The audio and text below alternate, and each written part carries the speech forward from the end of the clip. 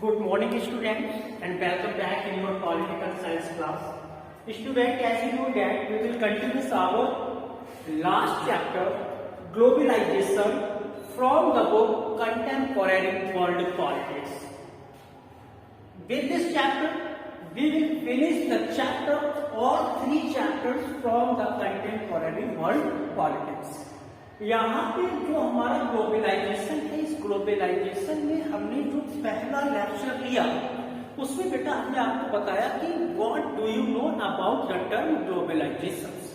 Globalisation में मैंने आपको 3 एग्जाम्पल दिए थे, जिसमें मैंने आपसे कहा था कि वे एक क्या है, जनार्दन है जिसको जॉन कहा जाता है, जो कॉल सेंटर में काम करते हैं। वो उनकी लैंग्वेज के आधार पर हमने देखा कि वो बैठे यहाँ पे और यूएसए के कस्टमर को डील करते हैं।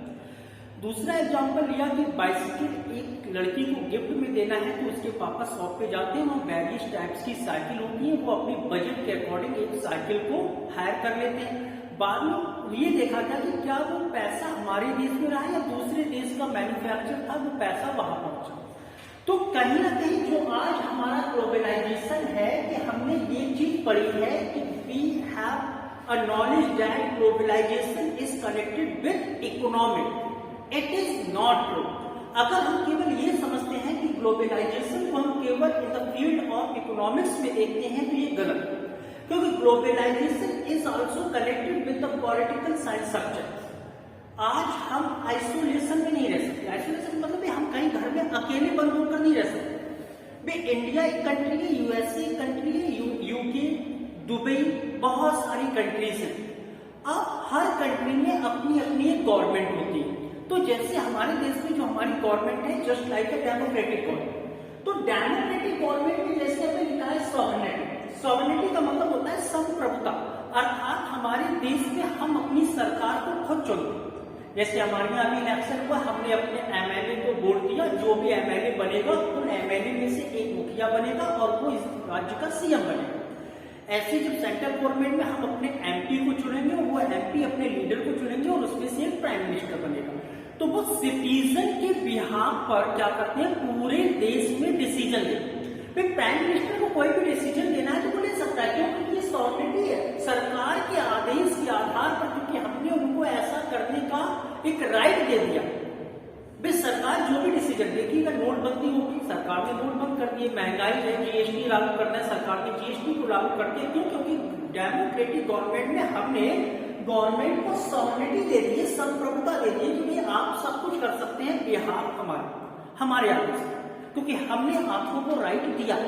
तो अब बात हम करते हैं कि जब हम खुद सॉवरेनिटी है और जब हम इंडिया के लोग कभी ब्रिटिश के गुलाम थे तो इंडिया सॉवरेनिटी नहीं था, क्योंकि सब डिसीजन हमारे नहीं होते थे। कोई भी लॉ बनता था वो लॉ ब्रिटेन की पार्लियामेंट में बनता था और ब्रिटेन की पार्लियामेंट का बना हुआ लॉ हमारे देश में लागू होता था। तो हम नहीं कह सकते कि in that time we were not sovereignty country, हमारा देश सॉवरेनिटी कंट्री नहीं था। लेकिन आज जब पॉलिटिकल कॉन्सिक्वेंसेस की बात हम करते हैं in the field of globalisation में, तो कॉन्सिक्वेंसेस का मतलब होता है बेटा परिणाम, कि आज इसके राजनीतिक परिणाम भी कुछ होते हैं। जैसे मैंने लिखा है कि द मोस्ट सिंपल लेवल, अगर हम बिल्कुल सिंपल लेवल पर बात करें तो ग्लोबलाइजेशन रिजल्ट जो वैश्वीकरण का मतलब क्या हो, ग्लोबलाइजेशन का मतलब कहीं ना कहीं आज पूरी दुनिया एक है। एक राष्ट्र का या एक नेशंस का कनेक्शन कहीं ना कहीं दूसरे देशों पर भी है, दूसरे देशों से जुड़ा हुआ है। जब कहीं ना कहीं पूरे वर्ल्ड को एक साथ लेकर चलने की बात करते हैं तो वो ग्लोबलाइजेशन में आता है। रिजल्ट, तो ग्लोबलाइजेशन का जो रिजल्ट होता है in an erosion of state capacity, जो राज्य की क्षमता होती है, कैपेसिटी होती है, उसको कहीं ना कहीं काट देती है। That is the ability of government to do what they do।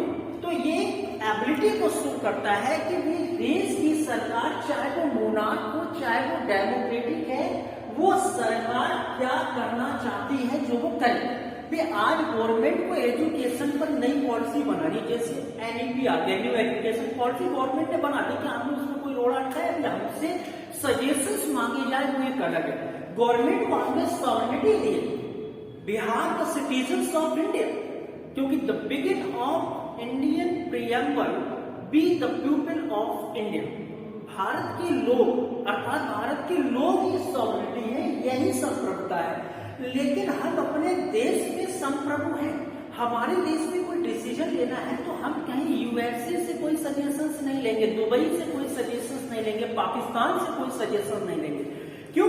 क्योंकि हम अपने देश में सॉवरेनिटी है, हमारे देश की सरकार सॉवरेनिटी है, उसको जो भी पॉलिसी चलानी है उसको किसी दूसरे कंट्री से पूछने की जरूरत नहीं है।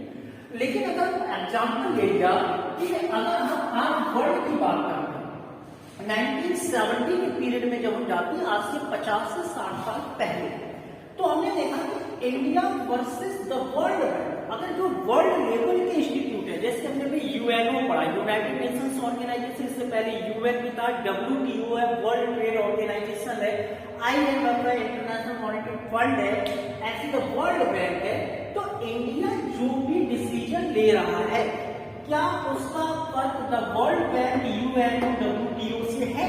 भाई वर्सेस लगा दिया भाई, हम अपने देश में तो सॉवरेनिटी है, लेकिन अगर हम पॉलिटिकल कॉन्सिक्वेंसेस से देखते हैं तो द वर्ल्ड बैंक, हमारे यहाँ जो बैंक है, बैंकों का बैंक है, जिसको हम कहते हैं रिजर्व बैंक ऑफ इंडिया, जो भी करेंसी जारी करने का राइट है वो रिजर्व बैंक ऑफ इंडिया। हम वर्ल्ड बैंक की बात कर रहे हैं, ये विश्व का बैंक है, तो कहीं ना कहीं इसकी पॉलिसी को हम मानेंगे या नहीं मानेंगे, क्योंकि पूरे वर्ल्ड का UNO 193 members at present time in UNO membership, United Nations of Organisation जो हमने टर्म वर्ड में पढ़ा है, क्या कहीं ना कहीं इसके रूल्स या ट्रेडिशंस या कस्टम या इसके जो भी लॉ एंड ऑर्डर है, इसका कहीं ना कहीं फर्क इंडिया पर पड़ेगा या नहीं पड़ेगा?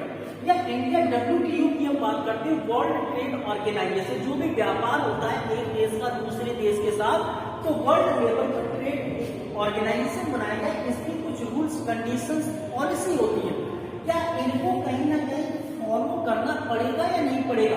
जब इंडिया इन सब इंस्टीट्यूशंस के रूल्स रेगुलेशंस को फॉलो करेगा तो हम ये कहेंगे कि फिर हम सॉवरेनिटी कहाँ, क्योंकि हम तो दूसरे देशों से या दूसरे इंस्टीट्यूट से पूछ कर काम कर रहे हैं। नहीं, हम सॉवरेनिटी हैं, लेकिन कहीं ना कहीं हमारे जैसे ग्लोबलाइजेशन के ये पूरे वर्ल्ड लेवल के जो इंस्टीट्यूट होते हैं, इनके भी रूल्स मानने पड़ते। वर्ल्ड ट्रेड ऑर्गेनाइजेशन का मतलब क्या है? इंडिया में कोई चीज मैन्युफैक्चरिंग हो रही है तो वो इंडिया में तो केवल व्यापार कर सकते हैं, लेकिन अगर हम इस चीज को देखेंगे, अपने देश को डेवलपमेंट पे ले जाएंगे, तो अपने यहाँ की मैन्युफैक्चरिंग को भी हम दूसरे देशों में इंपोर्ट एक्सपोर्ट दोनों कर सकते हैं। फिर दूसरे देश का हमारे देश में आएगा, हमारे देश का दूसरे देश में जाएगा।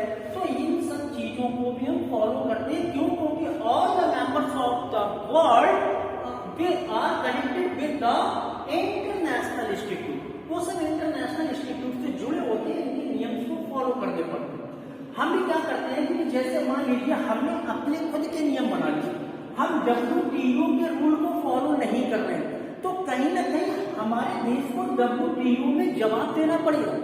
हमारे जो इम्पोर्ट और एक्सपोर्ट के जो माध्यम होंगे वो कहीं ना कहीं बैन कर दिए जाएंगे, जिससे हमारी इकोनॉमिक ग्रोथ को क्या करना पड़ेगा? हानि पहुंचेगा, हार्म पहुंचेगा।